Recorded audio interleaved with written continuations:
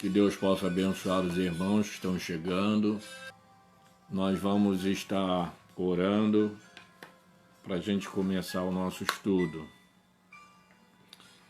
Senhor amado, nós louvamos o Teu nome por esse dia que o Senhor nos concedeu e queremos Te agradecer, ó Pai, pela oportunidade de mais uma vez estarmos juntos, reunidos em Teu nome, para estarmos estudando a Tua Palavra, Senhor, vendo o que a Tua Palavra tem para as nossas vidas, porque como diz o salmista, lâmpada para os meus pés é a Tua Palavra e luz para os meus caminhos.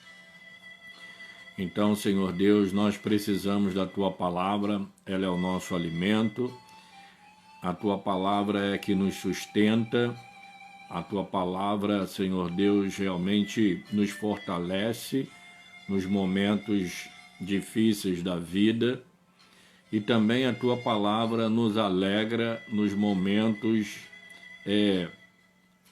em que nós realmente nos alegramos. Então te pedimos que nessa noite o Senhor venha falar conosco através da Tua Palavra, que o Teu Santo Espírito nos conduza, ó Pai amado, porque nós sabemos que sem a direção do Teu Espírito, sem a Tua orientação, sem que o Senhor lance luz no texto e também a nossa mente, realmente a gente não consegue compreender a palavra. Mas te agradecemos porque sabemos que o Teu Santo Espírito, ele está sempre iluminando-nos e falando-nos ao coração, e que mais uma vez, nesta noite, o Senhor possa estar falando conosco através da Tua Palavra. Abençoa os irmãos que já estão conectados conosco, aqueles que estão chegando, que o Senhor possa abençoá-los também, e que todos juntos possamos desfrutar do estudo da Palavra de uma maneira descontraída e também de uma maneira em que o Teu Espírito possa falar conosco. Nós oramos agradecidos no nome de Jesus. Amém. Paulo Cocino, a paz. Gleidson, Ivânia, graça e paz. Boa noite, Kátia, Evaristo, Jéssica Moraes, boa noite. A paz a todos, né? A irmã Leia, Palmira, Diácono Arthur, Lúcia Castro, Tiago e Amanda, todos sejam bem-vindos, né? Em nome de Jesus. Na semana retrasada eu pedi e também na semana passada eu mandei uma mensagem para que os irmãos lessem o capítulo 11 do livro do profeta Daniel. Eu não vou fazer a leitura do texto aqui, porque ele é grande, ele é um capítulo que contém 50, ou melhor, ele contém 45 versículos. É muito longo e não é só isso não, eu gosto de ler textos longos, mas ele é confuso. E depois os irmãos vão entender a razão. Quem leu realmente vai ver. Eu vou estar lendo os versículos anteriores do capítulo de número 10, dos versículos 18 ao 22, que ele seria como que uma introdução ao capítulo 11. Então me tornou a tocar aquele semelhante a um homem, e me fortaleceu e disse: Não temas, homem muito amado, paz seja contigo, sê forte, sê forte. Ao falar ele comigo, fiquei fortalecido e disse: Fala, meu Senhor, pois me fortaleceste. E ele disse: Sabes por que eu vim a ti? Eu tornarei a pelejar contra o príncipe dos persas, e saindo eu, eis que virá o príncipe da Grécia. mas eu te declararei o que está expresso na Escritura da verdade. E ninguém há que esteja ao meu lado contra aqueles, a não ser Miguel, vosso príncipe. O capítulo 11, no decorrer do estudo, a gente vai lendo alguns versículos. Nesse capítulo 11 de Daniel, a gente vai vendo que o anjo continua falando com Daniel. No capítulo 10, Daniel está lá às margens do rio Tigre e ali aparece um anjo e fala com ele, tá?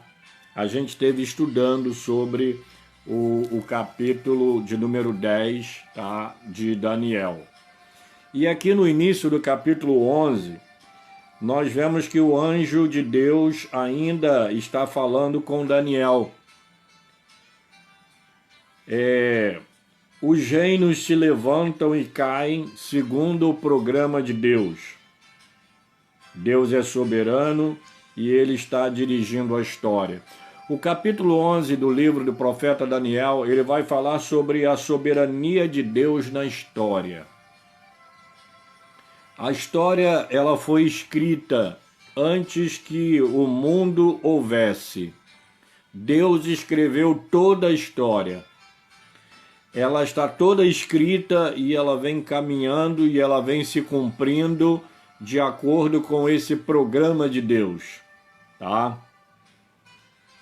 Babilônia, ela caiu pela mão de Deus. O Império Babilônico foi derrubado pelo poder do Senhor Jesus Cristo. Os medos e os persas, eles foram instrumentos de Deus, instrumentos terrenos. Mas a efetiva queda de Babilônia foi um ato divino realizado pelo Filho de Deus. Agora os reis da Pérsia também cairão. Cairá também o grande rei da Grécia. E nós vamos ver aqui lutas internas que se travarão entre os reinos do norte e o reino do sul. Essas lutas entre esses reinos, elas estão profetizadas e nada escapará ao controle de Deus. O capítulo 11, ele vai tratar de várias guerras entre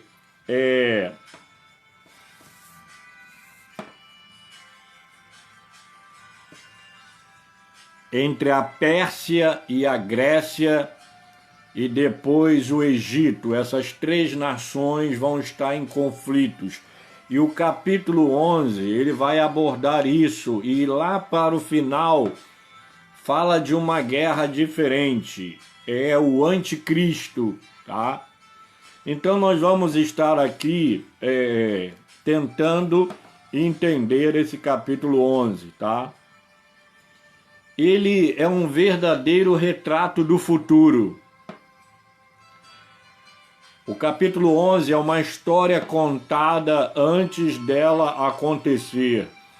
O anjo chega para Daniel, que estava lá às margens do rio Tigre, e ele é como se Deus levantasse a ponta do véu e começasse a revelar o futuro. O capítulo 11 de Daniel ele seria semelhante ao Apocalipse, quando João estava exilado na ilha de Patmos e Deus ele descortina e ele mostra os acontecimentos. Eu sempre tenho dito que a divisão do Apocalipse está no capítulo 1, versículo 19. Escreve as coisas que viste, as que são e as que hão de acontecer depois destas. Então, o livro do Apocalipse mostra o passado, o presente e o futuro do mundo, de todas as coisas. o capítulo 11 de Daniel, Deus levanta a ponta do véu e revela a Daniel uma série de conflitos, uma série de guerras que aconteceriam. O Império Babilônio caiu por causa dos medos e dos persas. Depois nós tivemos o Império Grego, nós tivemos Império Romano, enfim, vários impérios foram acontecendo. E aqui Deus mostrando um grande conflito entre três nações. Primeiramente, são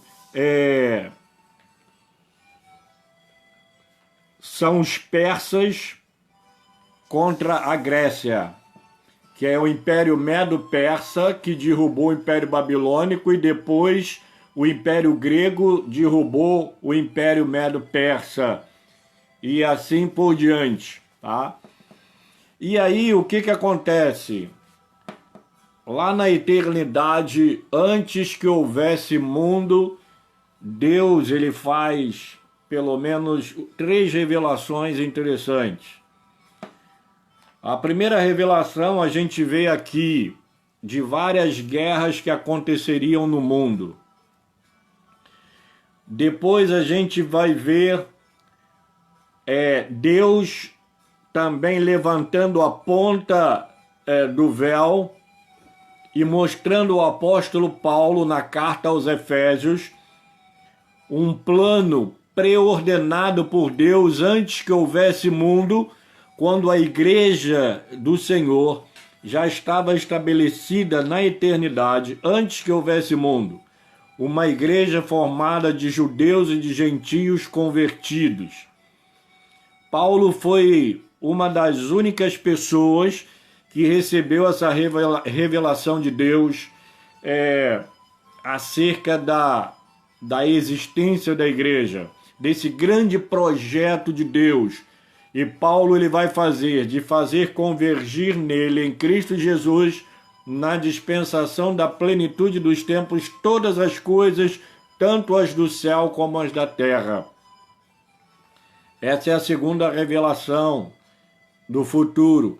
A terceira revelação é a lá do Apocalipse, quando Deus ele afasta a cortina e mostra para João a história. Ele mostra o seu passado, o presente e o futuro. Então, amados, Deus está levantando a ponta do véu aqui no capítulo 11, mostrando o futuro para Daniel. Deus escreve a história de maneira antecipada. As coisas, elas acontecem porque Deus determinou que assim acontecesse. A história da humanidade, ela estava escrita desde a eternidade nos livros divinos. Está lá em Daniel, capítulo 10, versículo 21. Mas eu te declararei o que está expresso na escritura da verdade. Então, mas também essa história que estava escrita lá nos livros divinos, ela foi registrada no livro do profeta Daniel, bastante tempo antes que acontecesse. Ou seja, o capítulo 11 é uma revelação de Deus dos acontecimentos históricos que estavam já sacramentados por Deus, escritos nos livros divinos, lá na eternidade. E agora Deus dá uma revelação a Daniel, para que Daniel escreva os acontecimentos que estavam escritos lá, para que ele escrevesse aqui, para que esses acontecimentos que estavam registrados lá na eternidade fossem escritos no livro, na palavra de Deus, para que nós viéssemos a tomar conhecimento dos fatos históricos que estão acontecendo e vão continuar acontecendo até o fim de todas as coisas. Nós vamos ver, por exemplo, dois aspectos nessa revelação do capítulo 11. O desdobramento da história e as lições decorrentes desses desdobramentos. Então, o desdobramento da história sob a soberania de Deus. Deus é soberano. Deus escreveu a história. E a história, ela está seguindo o seu curso de acordo com aquilo que Deus estabeleceu. Esse texto, como nós falamos, ele levanta a ponta do véu e revela-nos vários detalhes daquilo que está para acontecer na história. Em primeiro lugar, Daniel fala sobre 4 reis persas. Nos versículos 1 e 2 está escrito assim: Mas eu, no primeiro ano de Dario, o Medo, me levantei para o fortalecer e o animar. Agora eu te declararei a verdade. Eis que ainda 3 reis se levantarão na Pérsia, e o 4º será acumulado de grandes riquezas, mais do que todos, e tornado forte por suas riquezas, empregará tudo contra o reino da Grécia. Ele fica sabendo, Daniel, que 3 reis persas sucederão a Dario, o Medo, seguido depois por um 4º e poderoso governante, que usará toda a riqueza para financiar uma guerra completa contra a Grécia. Os 3 reis referidos são Cambises II, que foi no período de 530 a 522 a.C., Gautama, 522 a.C., e Dario I, 522 a 486 AC. Esse 4º rei é Xerxes, que foi do período de 486 a 465 a.C. Ele foi o mais rico que os seus antecessores. A gente vai ver a história de Xerxes lá no livro de Ruth, ou melhor, no livro de Esther. Ali aparece um outro nome, mas é o mesmo Xerxes, tá? Ele usou a sua fortuna para formar e manter um imenso exército com o qual ele atacou a Grécia. E aí nós vemos, em segundo lugar, Daniel fala sobre um rei poderoso da Grécia. Os versículos 3 e 4. Depois se levantará um rei poderoso que reinará com grande domínio e fará o que lhe aprouver. Mas no auge do seu reino será quebrado e repartido para os 4 ventos do céu. Mas não para a sua posteridade, nem tampouco segundo o poder com que reinou. Porque o seu reino será arrancado e passará a outros fora dos seus descendentes, Aqui é uma referência a Alexandre o Grande. Alexandre foi um jovem guerreiro conquistador. Ele foi educado por Aristóteles. Vocês que estudaram filosofia, nós temos aí como pai da filosofia Sócrates, Platão, Aristóteles e vários outros filósofos. E Alexandre o Grande, ele foi educado por Aristóteles, o grande pensador grego. Ele ocupou a cobiçada posição da supremacia do poder mundial e tornou-se senhor de um vasto império, Alexandre o Grande. A sua conquista, ela, além de militar, ela foi uma conquista também cultural. Só que ele morreu na Babilônia, no apogeu da sua idade, com 33 anos, sem deixar nenhum herdeiro no trono. É interessante que diz aqui, ó, mas no auge, o seu reino será quebrado. E realmente, com apenas 33 anos, no auge do seu poder, ele morre. Ele morre assim abruptamente, tá? E aqui diz que o reino dele foi repartido para os 4 ventos do céu.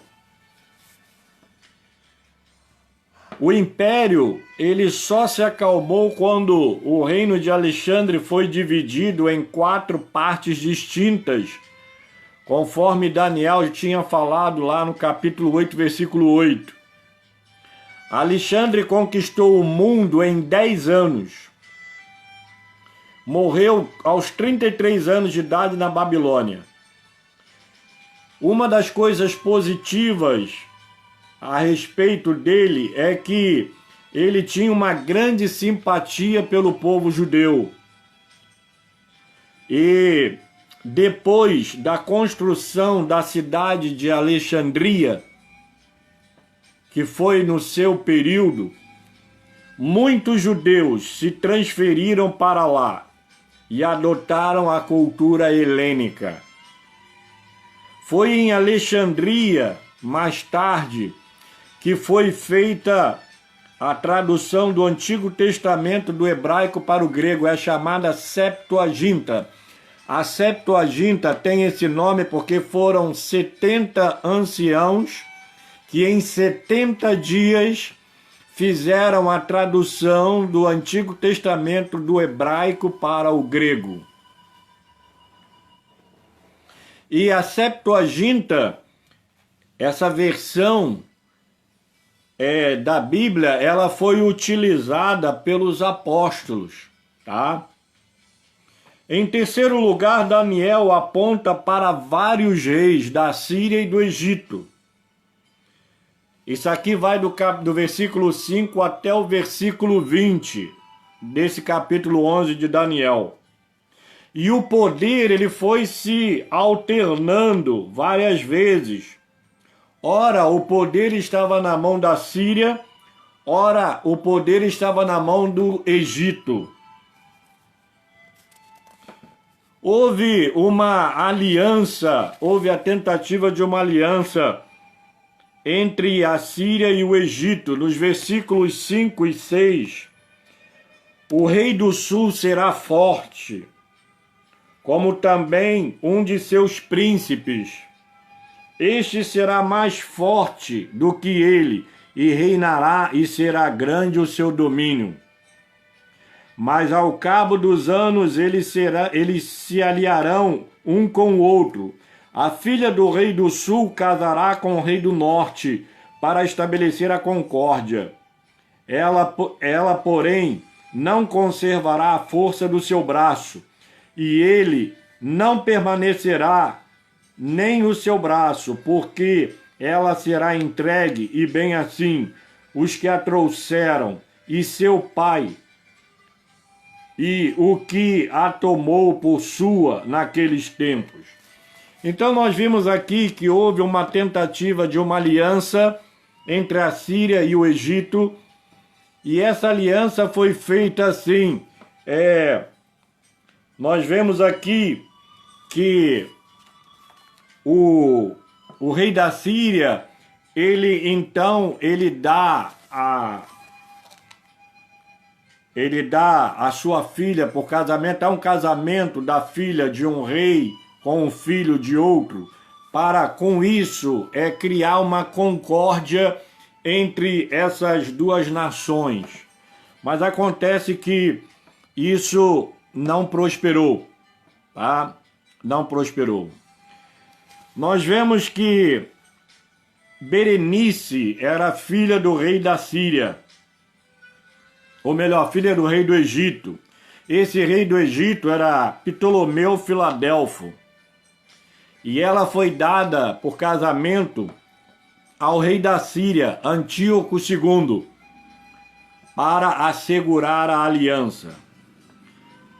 Com a morte do pai de Berenice, Antíoco II voltou para sua ex-mulher, Laodice, e esta envenenou Berenice, o marido Antíoco II, e o filho de Berenice, deixando um clima totalmente desfavorável para uma aliança de paz entre os dois reinos. No reinado de Ptolomeu II, ele construiu várias cidades em território palestino, com o propósito de ganhar a amizade do povo judeu. O irmão de Berenice, chamado Ptolomeu III, ele venceu a batalha contra o norte e matou todos os que assassinaram a sua irmã. A superioridade do sul, ela durou pouco tempo. O norte teve uma decisiva vitória em Sidom. Antíoco, o Grande, rei do norte, parecia uma pessoa invencível. Ninguém era capaz de lhe resistir. Está lá no versículo 16 do capítulo 11. O que, pois, vier contra ele fará o que bem quiser, e ninguém poderá resistir a ele. Estará na terra gloriosa, e tudo estará em suas mãos. Nós vemos aqui, então, que o impasse entre a Síria e o Egito está lá nos versículos 17 a 20. O rei da Síria, Antíoco, o Grande, dá sua filha ao rei do Egito em casamento para destruir totalmente o reino. Antíoco concluiu que a melhor maneira de vencer o sul seria por meio de uso da sutileza.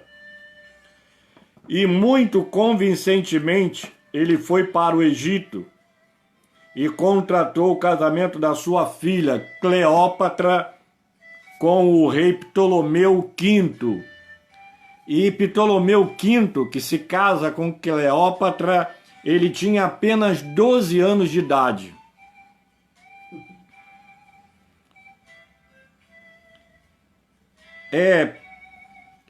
O rei pensou que, por intermédio desse casamento, ele firmaria o seu poder sobre o reino do sul, mas o plano falhou.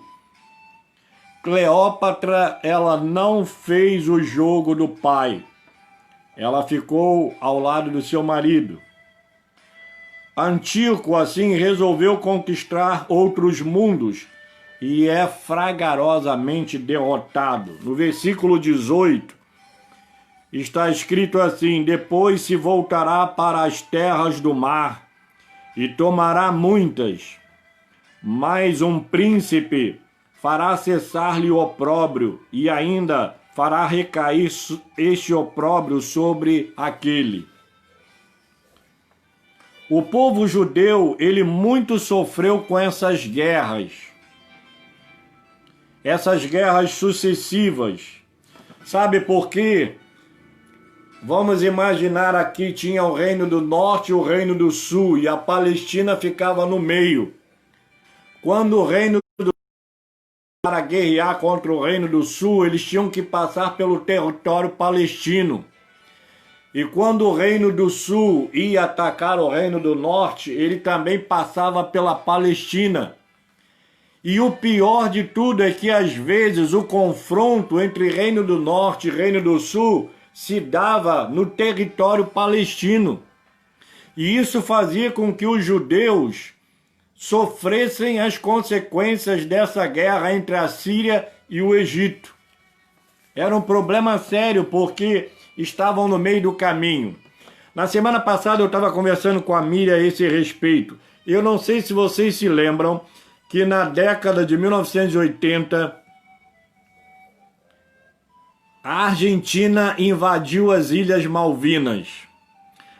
Quando você pega o mapa do Brasil, naquela curvinha lá de cima do mapa, as Ilhas Malvinas ficam um pouco afastadas da costa brasileira. Então, ela é uma ilha que fica um pouco afastada do Brasil. E a Argentina, se você pegar o mapa da América do Sul, você vai ver que a Argentina, ela é um país que faz margem com o mar. Eu acredito que deva ser o Oceano Atlântico, que é o que banha o Brasil. Então, e banha também a região da América do Sul. A Argentina saiu de lá, ela passou por vários países para chegar até as Ilhas Malvinas. Só que essas Ilhas Malvinas, elas pertenciam à Inglaterra, aos britânicos. E olha, sinceramente eu ia até olhar o globo que eu tenho aqui, um globo que tem todas as nações. Os britânicos saíram lá da Inglaterra e vieram para guerrear contra a Argentina. Eu não sei se vocês se lembram que na década de 1980, final de 1980, começou a correr um risco de haver uma guerra na América do Sul. Porque o que acontece é que existe o tratado entre as nações, existe o tratado do Atlântico Norte, existe a OTAN, existe a ONU e várias nações que estão aliadas. E os argentinos, eles foram atacar essas Ilhas Malvinas e querer guerrear contra os britânicos, mas eles estavam confiando Chile, Equador, eles estavam confiando Uruguai, Paraguai, o Brasil, todas essas nações que fazem parte da região da América do Sul, né, chamada também de América Latina, porque se houvesse uma guerra mesmo entre os britânicos e os argentinos, esse tratado aqui da América Latina, o povo teria que socorrer a Argentina. E nós nos vimos aí numa situação difícil, onde poderia haver uma guerra aqui na América Latina. Isso por quê? Porque a Argentina saiu de lá, ela foi até lá, saiu do Brasil e pegou lá as Ilhas Malvinas. Mas aí os britânicos vieram, eles vieram de navio, porque os britânicos, o povo da América Latina não tem experiência de guerra. Mas a Inglaterra, ela sempre guerreou, aquele povo sempre viveu em lutas e guerras. Eles estavam acostumados a guerrear. A Argentina não seria páreo para eles, e nem a América Latina. Ia ser uma coisa terrível. Ainda bem que a Argentina se rendeu, entregou as Ilhas Malvinas para os britânicos e foi embora. Mas nós nos vimos no meio de um conflito. A Argentina aqui, as Ilhas Malvinas aqui, mas não só o Brasil, mas outras nações da América do Sul, no meio desse caminho. Porque a Argentina saiu daqui e foi mexer com um negócio lá que não tinha nada a ver com ela, cismou que a ilha era dela. E eu estou falando isso para mostrar esse problema aqui. A Síria e o Egito e Israel, a Palestina ficava no meio. E aí aquela nação de lá, do norte, vinha combater o sul, tinha que passar pela Palestina. O seu exército, eles passavam pelo território palestino.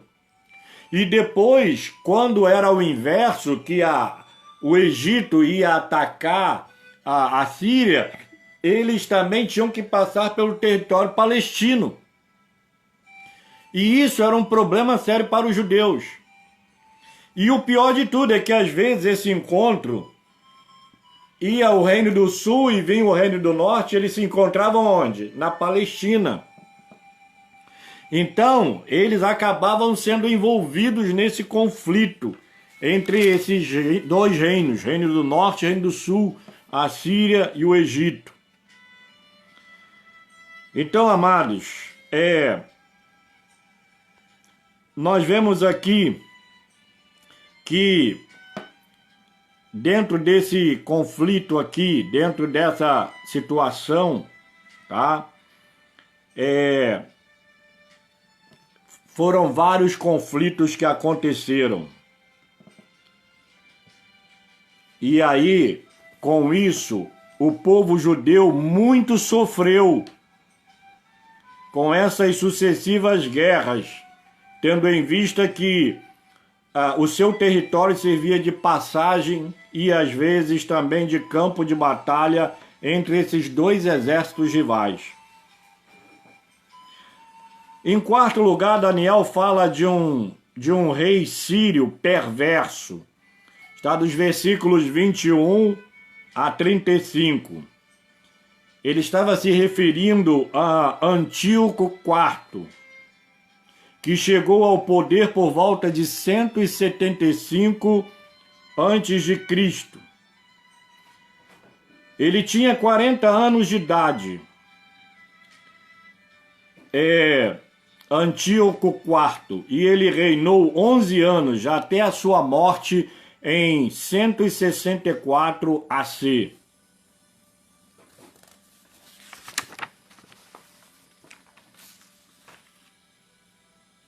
O primeiro confronto entre Antíoco Epifânio foi com o Egito. Nós vemos aqui o rei da Síria derrotou o Egito por causa da traição de alguns das suas próprias fileiras.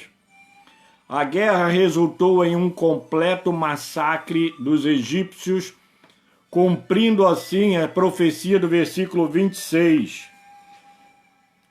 Os que comerem os seus manjares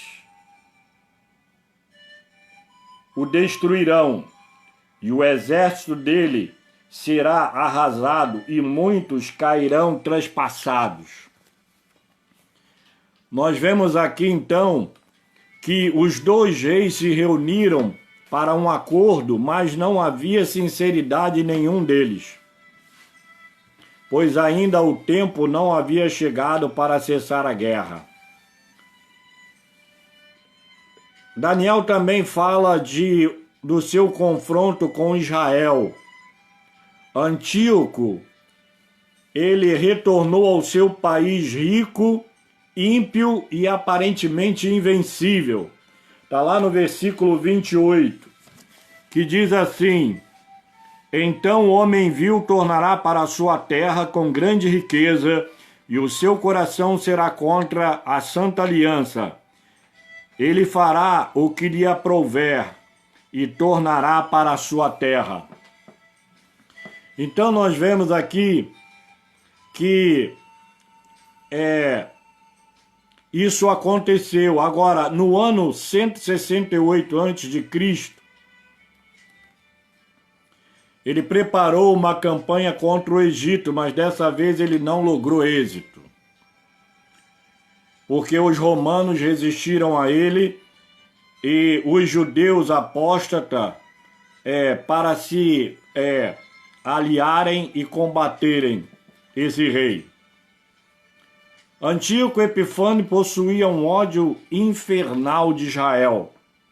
Ele profanou o templo, fez cessar os sacrifícios diários.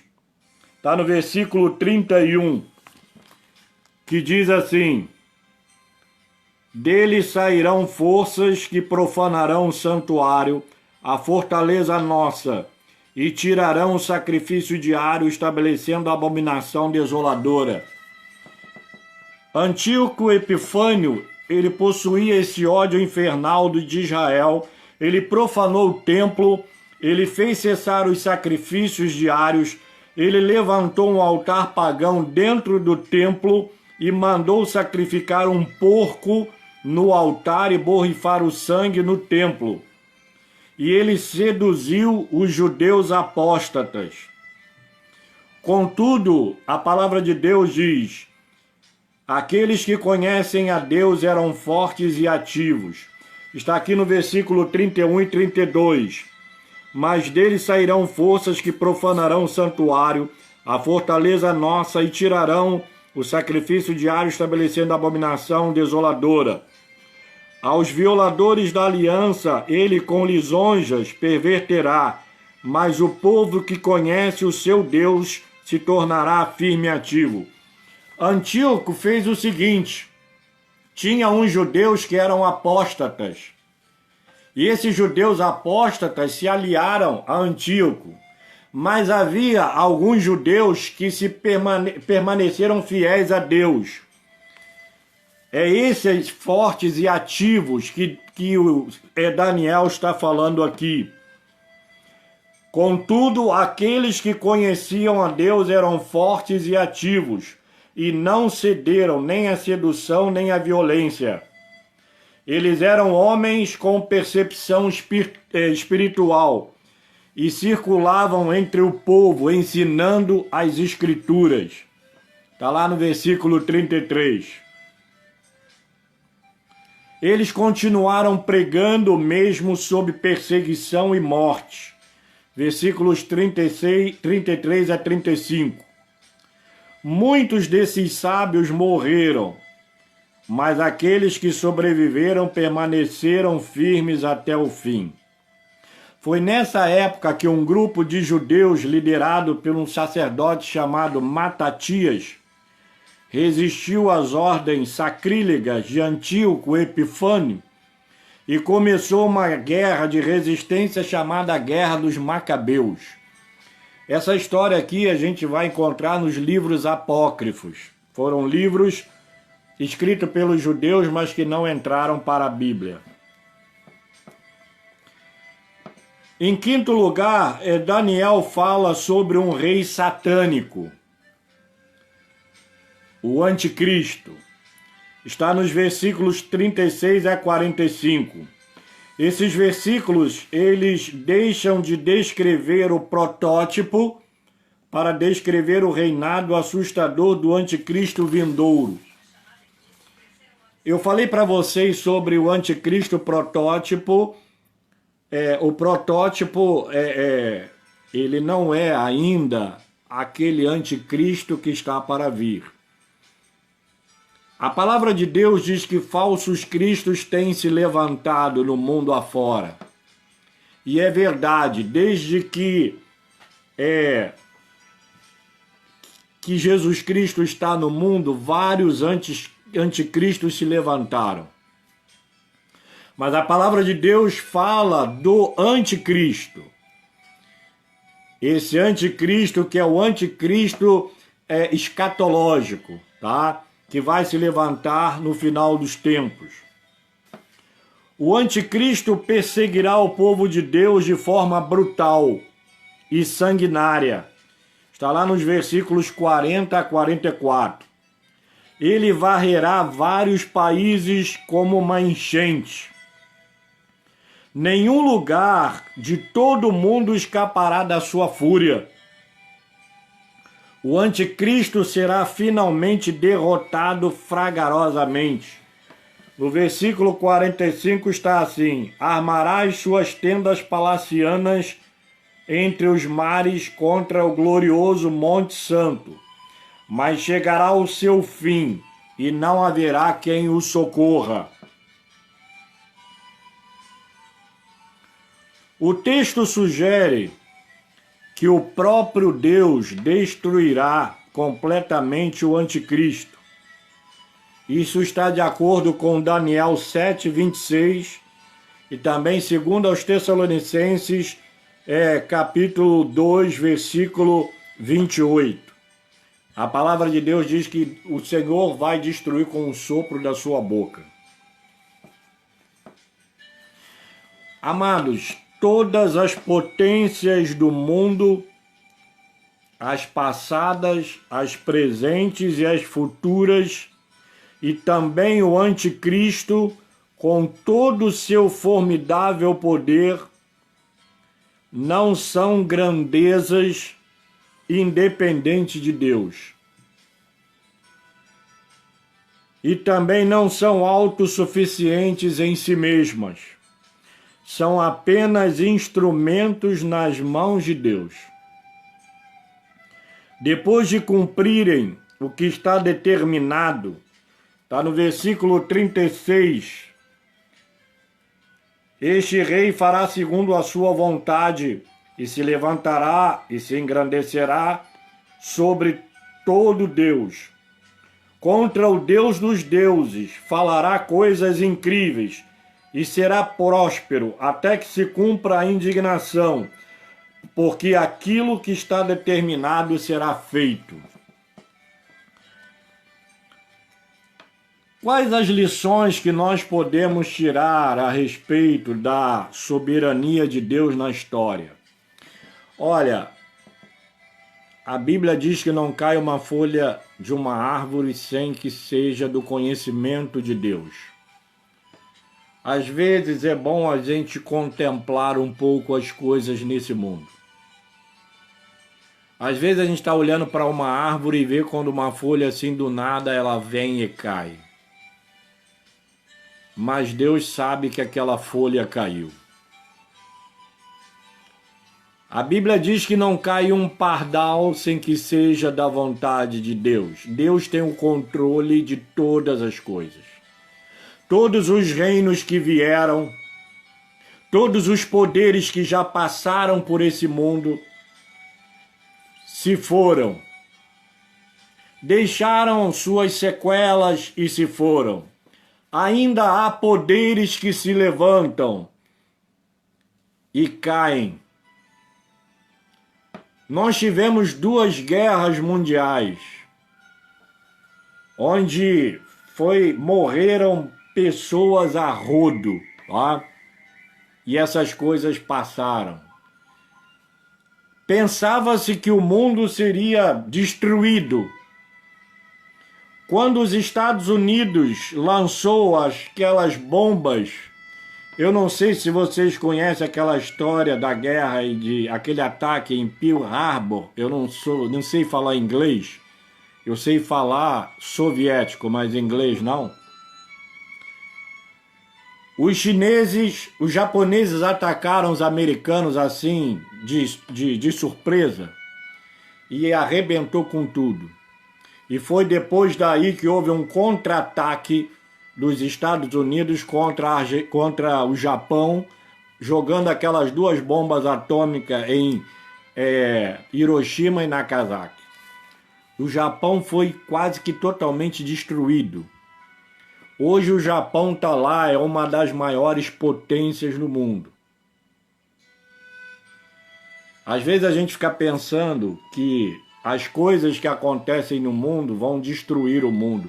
A única coisa que vai destruir tudo, mas haverá um novo céu e uma nova terra, é no final da história que Deus escreveu, e essa história está se cumprindo paulatinamente. Então vejam bem, o livro de Daniel ele foi escrito 6 séculos antes de Cristo. Ou seja, ele foi escrito bem próximo ao nascimento de Cristo. Ele conta a história minuciosamente antes dela acontecer.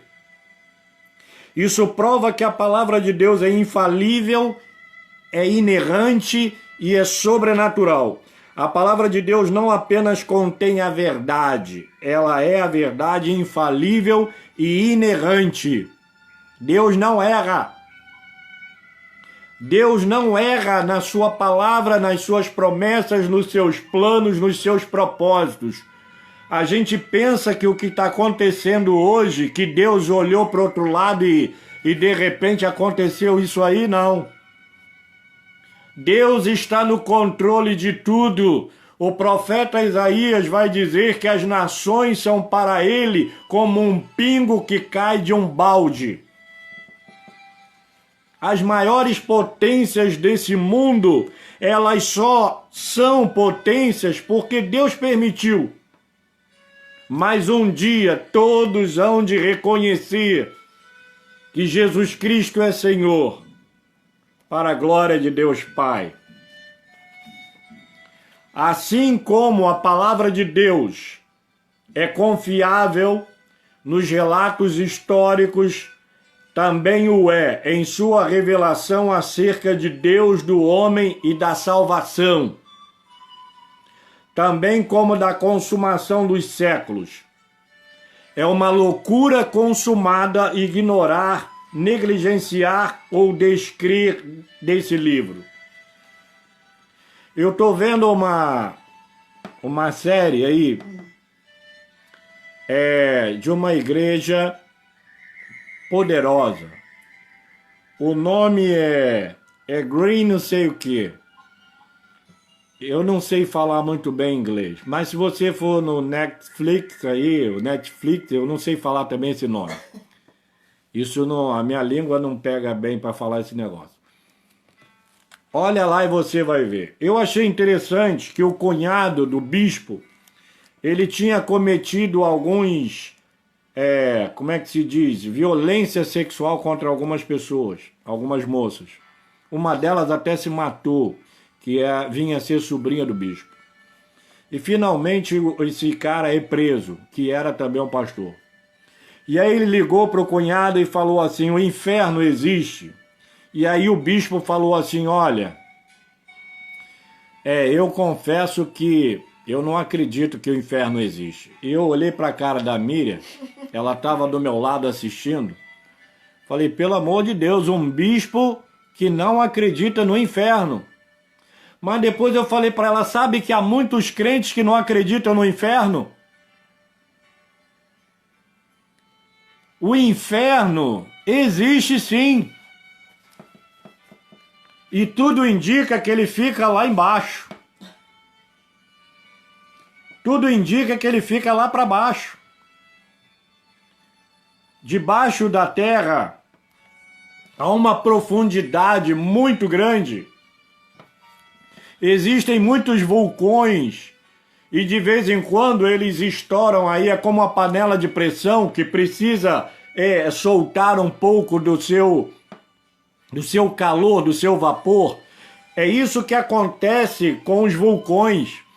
Aquela quintura imensa lá embaixo, de vez em quando elas precisam sair e joga aquele fogo que sai destruindo tudo. Isso mostra que o inferno é lá embaixo. E a palavra fala do inferno de fogo, que as pessoas vão arder, mas não vão ser destruídas. E aí o bispo vai dizer que não acredita no inferno. Eu fiquei, sinceramente, fiquei chocado com isso. Mas, na verdade, tem crente hoje que não acredita no inferno. Tem gente que não acredita no inferno. Mas o inferno existe. Amados, Deus é o soberano da história. Ele é o Senhor da história. Ele escreveu a história. E a história está seguindo o seu curso. Tudo aconteceu e acontece como Deus diz. É Ele quem levanta reis e quem abate reis. Ele levanta reinos e abate reinos. Tudo acontece como Ele disse que ia acontecer. O que fora profetizado no livro de Daniel, capítulo 11, se cumpriu. Tudo que ocorre na história ocorre porque está escrito no livro de Deus. Tudo que acontece confirma os decretos de Deus. Todas as coisas se movem em direção ao triunfo final e soberano do nosso Senhor e Salvador Jesus Cristo. E tudo está sendo conduzido para o castigo final e eterno dos ímpios. Deus continua Deus, ainda que nós não o vejamos em parte alguma, mas ele continua Deus. Vimos o anjo anunciar a Daniel o que estava para acontecer. E tudo aconteceu. Nós vimos aqui, naquele relato, não há qualquer menção de Deus. No capítulo 11 de Daniel. Há um verdadeiro catálogo de guerras, alianças, casamentos, traições e uma quantidade estonteante de reis que surgem e desaparecem. Homens poderosos se levantam e desaparecem. Esse mundo já teve o privilégio de ver muitos homens poderosos se levantarem e caírem. Nós vimos Hitler, teve aquele bigodudo lá da região lá dos árabes, eu esqueci o nome dele, que os americanos mandaram matar ele. Depois teve Osama Bin Laden. E muitos vão se levantando.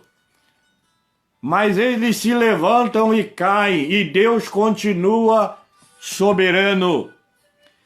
Ele continua Senhor da história. Nós estamos vivendo a nossa época. Eu às vezes olho para trás. Meu avô, minha avó já foram embora. Minha mãe e todos os irmãos da minha mãe, morreu todo mundo. Agora, uns 2 domingos atrás, morreu a última tia da Miriam. Eram vários irmãos, morreu um, morreu outro, morreu outro, morreu outro. Aí ficou essa, a última, também foi embora. Nós estamos vivendo a nossa geração, mas daqui a pouco cada um vai indo embora. Mas Deus continua sendo Deus. Deus continua sendo Senhor. Ele continua sendo soberano sobre todas as coisas. Todas as coisas estão no seu controle. O homem ocupa todo o cenário.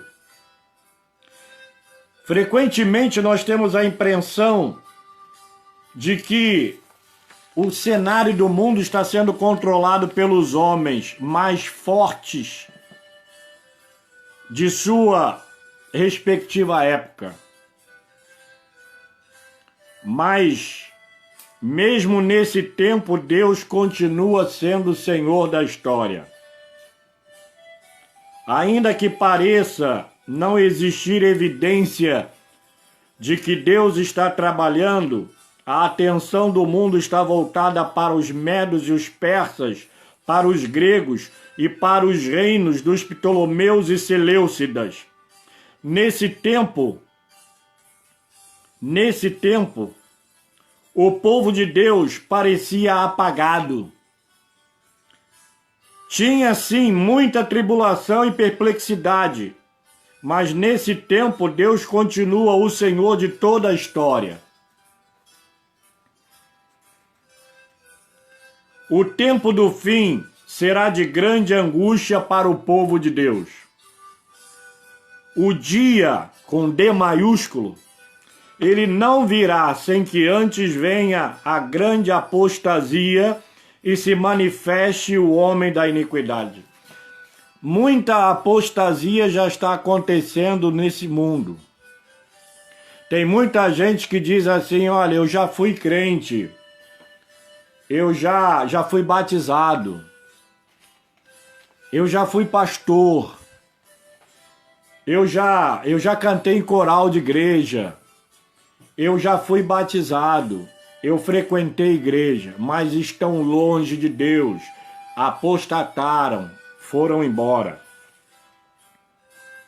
Então, amados,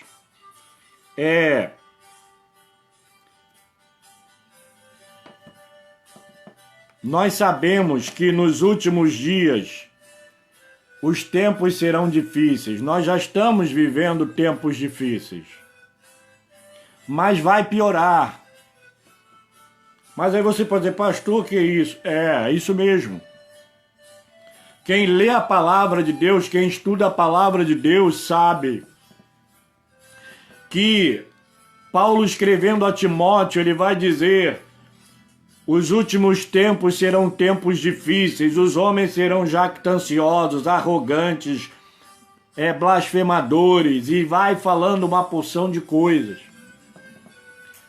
Nós estamos vivendo uma época semelhante, isso está acontecendo já. Os homens perversos se tornarão ainda piores. Está lá em 2 Timóteo 3,13. Por isso precisamos nos acautelar sobre a frivolidade e a superficialidade tão característica do cristianismo contemporâneo. Nós estamos vivendo um cristianismo superficial. Nós estamos vivendo um cristianismo onde não há vida com Deus. Fala-se muito em Deus, mas não há vida de compromisso com Deus. Essa é que é a verdade.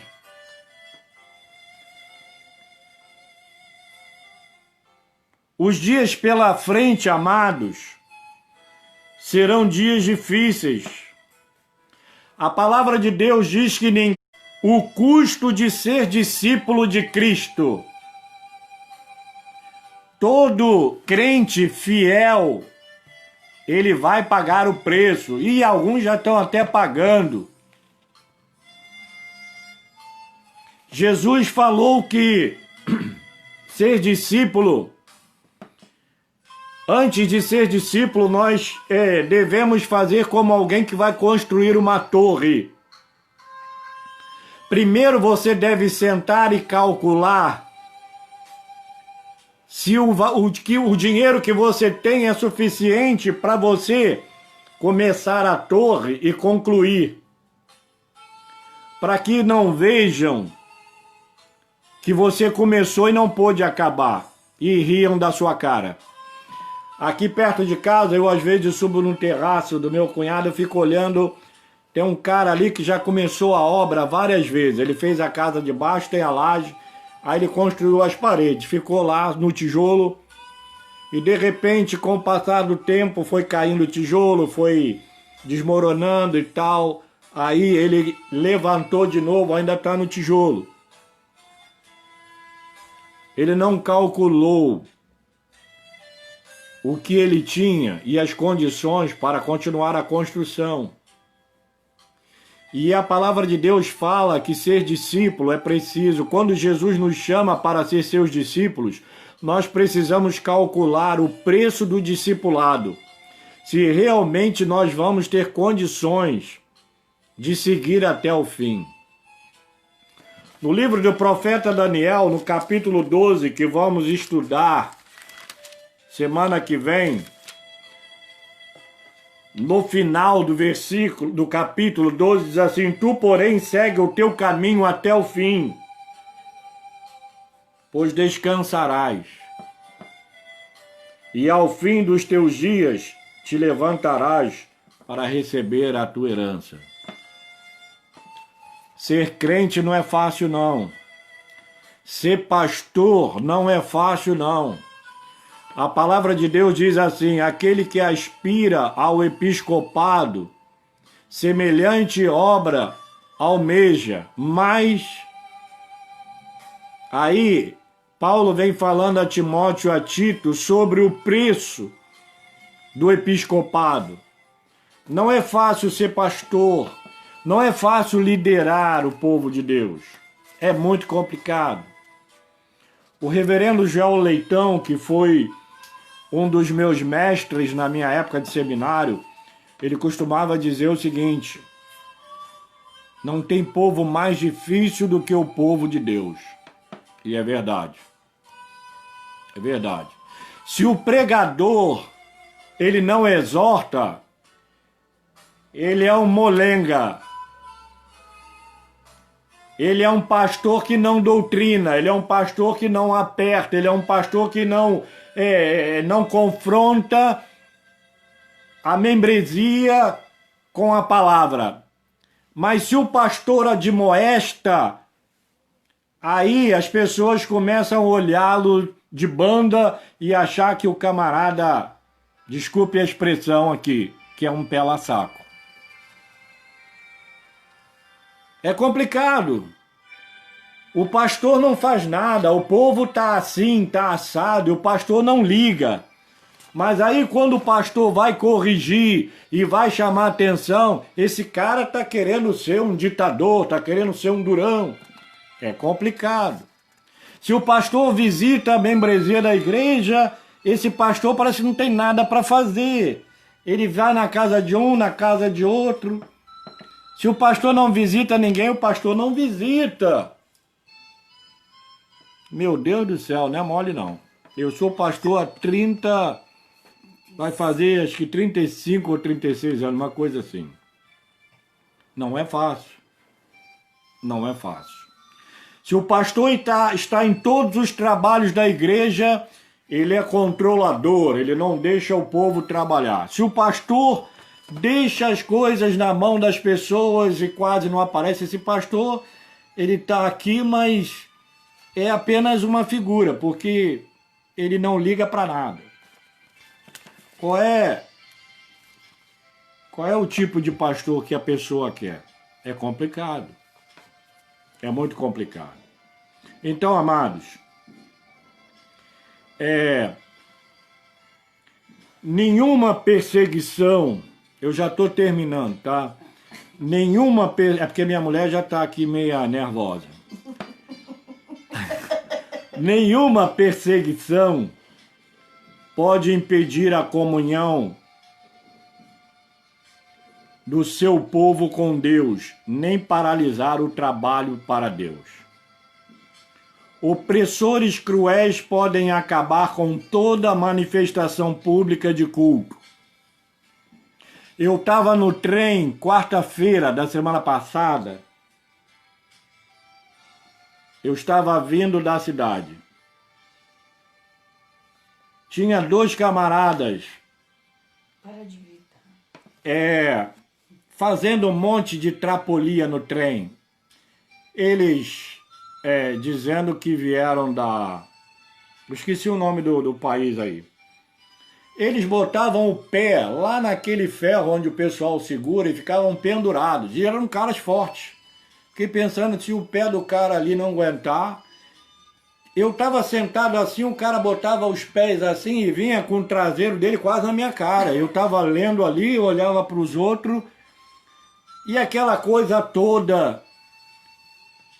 E eu fiquei pensando, interessante que você está na estação, esperando o trem, e lá fala no alto-falante, é proibido qualquer manifestação religiosa dentro dos trens. Não se pode pregar o evangelho dentro dos trens. As pessoas pregavam, não pode pregar mais. Agora o cara fica ali. Eu fiquei, qualquer hora esse cara vai acertar o pé na cara de alguém, vai dar uma confusão aqui dentro. Eles abriam assim uma roda no meio daquele povo e fazendo um monte de ginástica, aquela coisa toda e tal, e depois ficava catando dinheiro dos outros. E eu fiquei pensando, interessante, todo mundo batia palma. Agora, quando alguém pregava o evangelho, ficavam com chacota, e hoje não se pode mais pregar o evangelho no trem, é proibido. Então, amados, opressores cruéis podem acabar com todas as manifestações públicas de culto, proibir todas as reuniões cristãs e despojar-nos de nossas Bíblias e livros cristãos. Podem tornar ilegal todo o serviço cristão, eliminar todas as nossas liberdades, queimar nossos templos, ameaçar-nos com penalidades cruéis e não permitir qualquer comunhão entre o povo de Deus. Contudo, eles não podem impedir nossa comunhão com Deus, nem o nosso serviço para com Ele. O imperador Domiciano exilou o apóstolo João na ilha de Patmos, arrancando-o do convívio da sua igreja.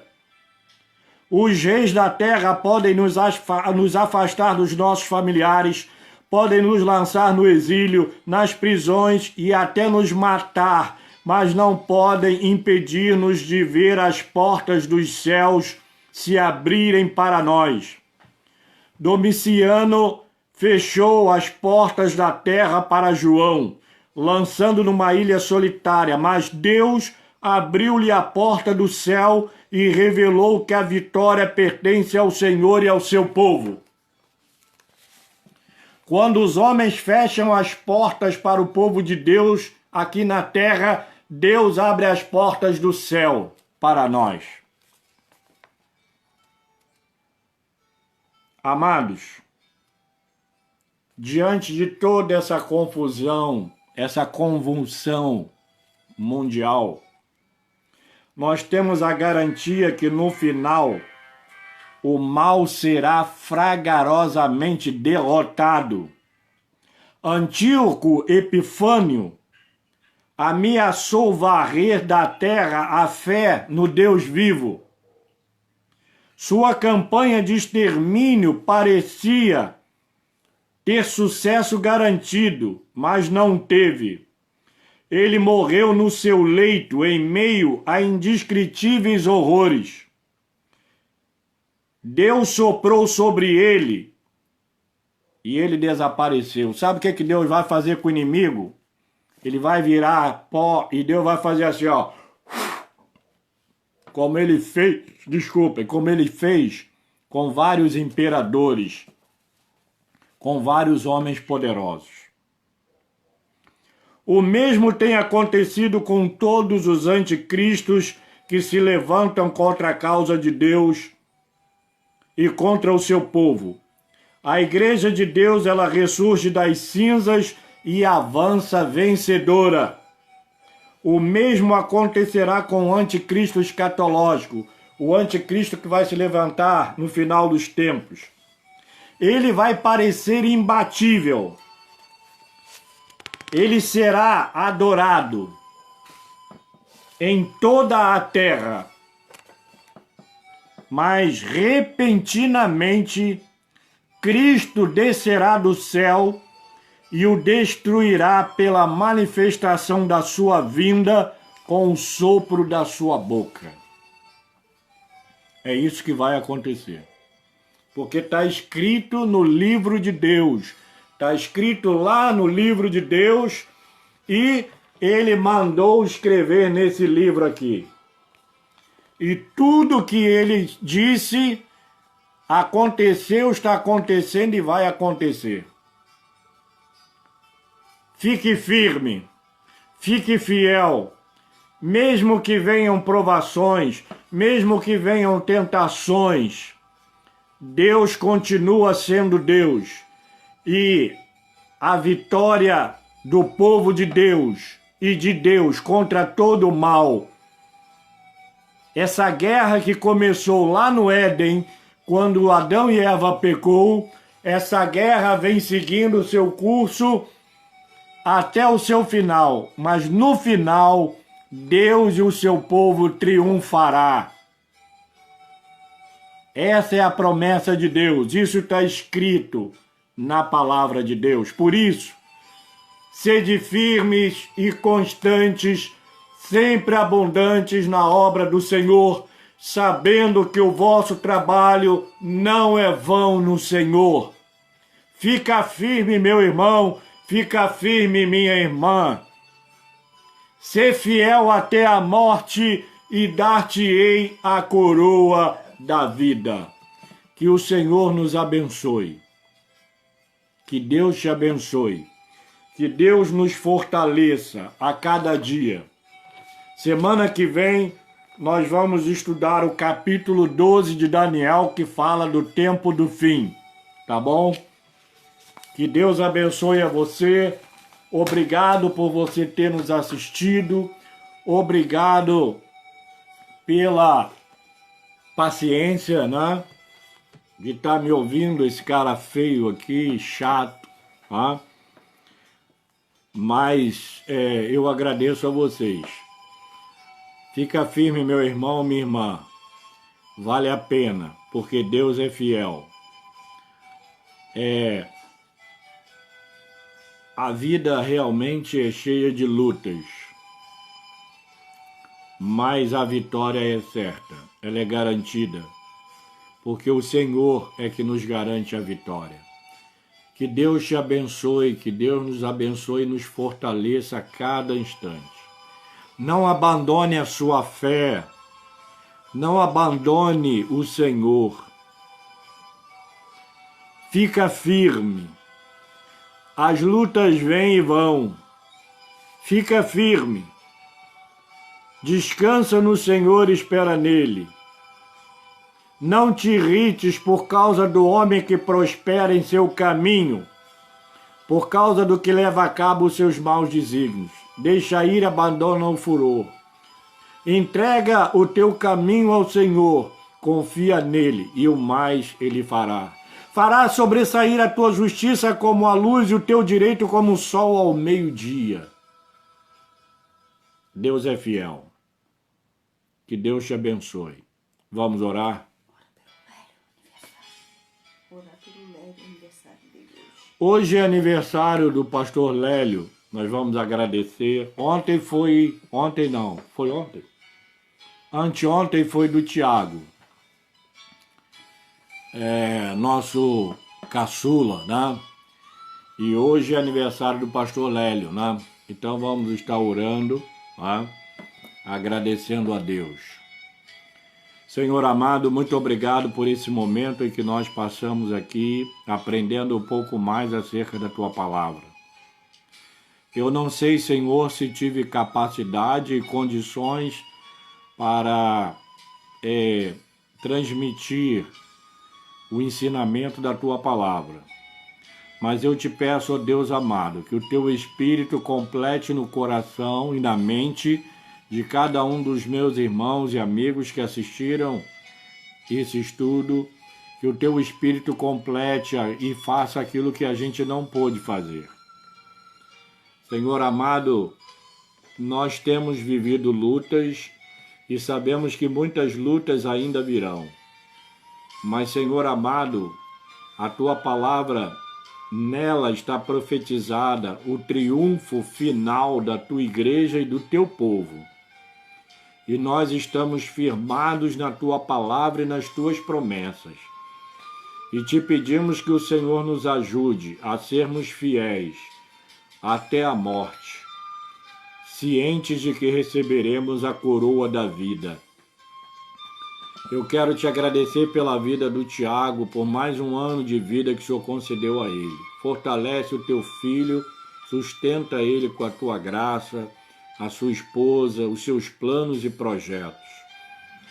Também abençoa o pastor Lélio, que está aniversariando hoje.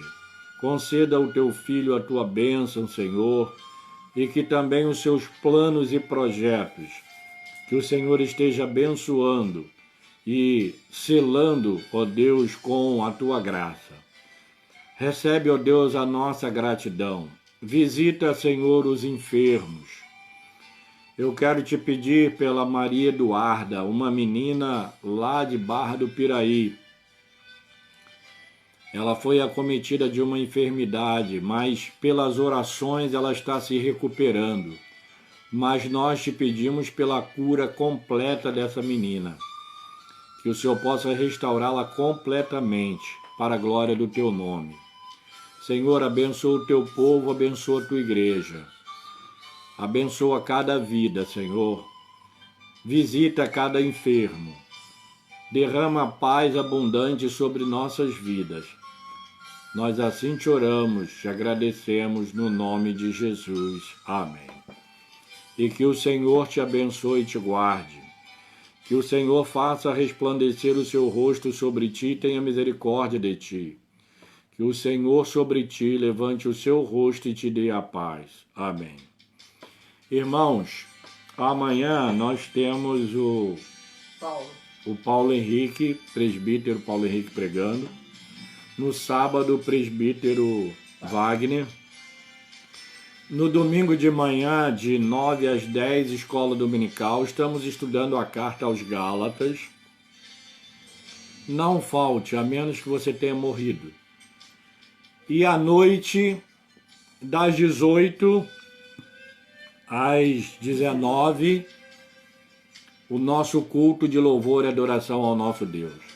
Vá com a sua máscara, tá? Lá tem álcool gel, tem o termômetro, né? Todas as especificações, todas as medidas que são necessárias nós estamos tomando.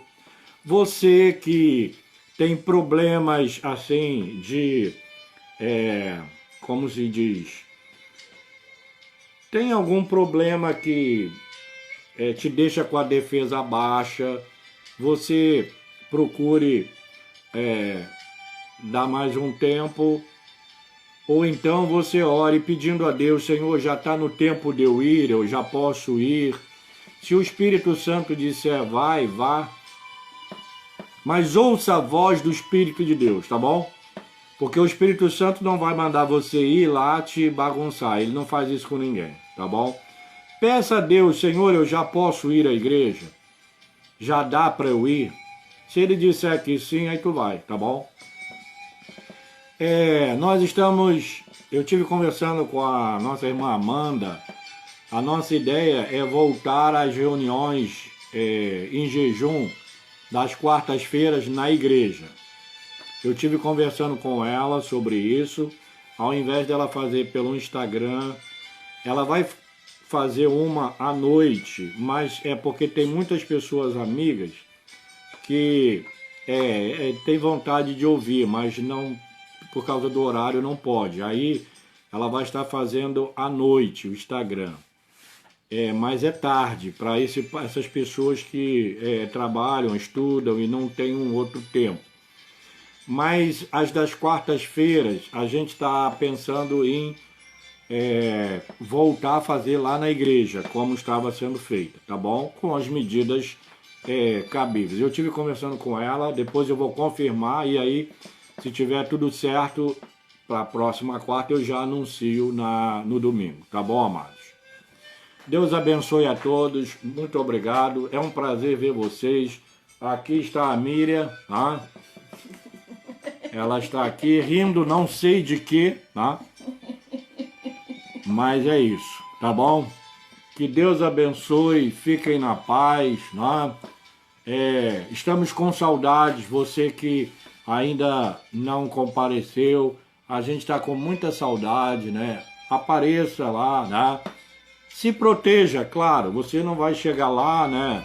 De qualquer maneira, e a gente está sendo cuidadoso, tá bom? Mas ore o Senhor, peça direção a Ele, tá? E o que Ele mandar você fazer, você faz, tá bom? Ele não vai meter você em furada, Deus não faz isso com ninguém, tá bom? Um beijão para todos, Palmira, cuidado, hein? Se proteja, tá bom? Um abraço para vocês, fiquem na paz. Um beijão a todos. Tchau, fui.